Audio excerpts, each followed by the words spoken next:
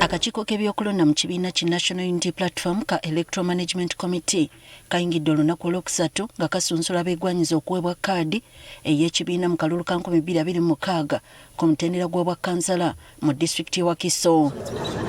Olwaleero abasunsuddwa be bakkansala okuva munisipaali y'Ekira kw'ossa ne Makindye Ssaabagabo. Abasunsuddwa mwe mbadde ne mmeeya w'eggombolola y'e Bunnamwaya Jacob Akuguzibwe. Ebibuuzo babibuuza exactly ebijja mu kukowayo vetting group batunya personality kati nganze Jacob bakubuza Jacob omutuuze simabi olina obuvuyo bungi bunyo kati kuno bakubuuza ekifo kyo kiki ogenda okukolera abantu kiki ekikulemesezza. N'abavuganya ku kifo kya mmeeya wa munisipaali y'Ekira okuli Julius Mutebi ng'ono ayagala kweddiza kifo kino Peter Maiso kw'ossa ne Norman Kaboggoza nabo basunsuddwa. Badde ba mmeeya naye nga tolina qualification yonna gye weetaaga okubeera mmeeya naye ng'ogenda kubeera ng'osupervisinga oba ng'oli kalabalaba w'emirimu gya gavumenti egikolebwa mu municipality eyo oba mu local government eyo. Kulembeze oba obuweereza tekitegeeza kifo. Bw'oba obadde oweereza abantu already baba batumanyi nti ono yasaanidde. So n'olwekyo sirabawo kweralikirira kwonna. Kyokka buli avaayo aweera obuwanguzi nga bwe buli ku ludda lwe. Ebibuuzo byonna answerinze byonna nga bibimpadde bibadde around 6 byonna ne mbiddamu bulungi era ne baŋŋamba you've gotten the 40% ne baŋŋanga noonye enkaaga eya ground so ndi musanyufu nnyo nti ebibuuzo mbizzeemu bulungi. Ku vetting nsuubira nja kufunayo nga 39 kwana ate bwe tugenda ku ground kubanga ebisinga byonna mbikoze.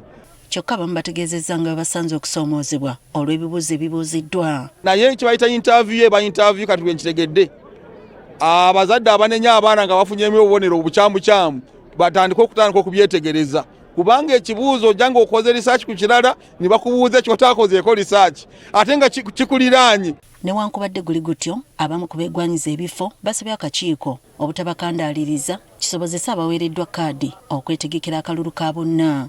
Kubanga bw'oba ng'oli chairman w'eggombolola oba chairman wa division oba bwetaaga buli electoral area weeri osobole okufunayo emikono 20.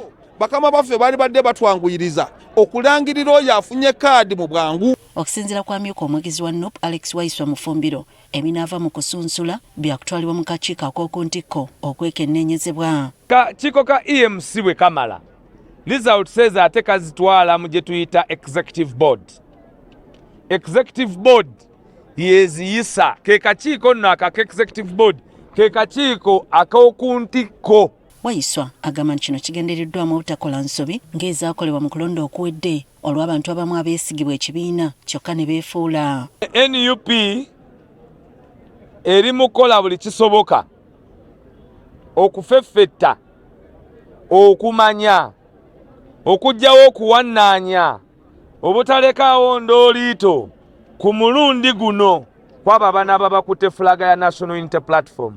Waliwo abalezi obwennyamivu olw'abamu kwe bavuganya nabo okutegeeza abantu nga bwe baweereddwa dda kaadi. Bano ekibiina kibaanukudde. Baagala okutengula ofuna okutya odduke mu kalulu. Omala budde eri ku kitebe ffe tusalawo ffe ab'amaanyi. Kaadi agirina aba yeerimba kubanga agirina ate lwaki abajja mu process. Ekibaleeta mu process kufuna ki? Kaadi. Enkya bakkansala okuva munisipaali y'Entebbe lwe bagenda okusunsulwa.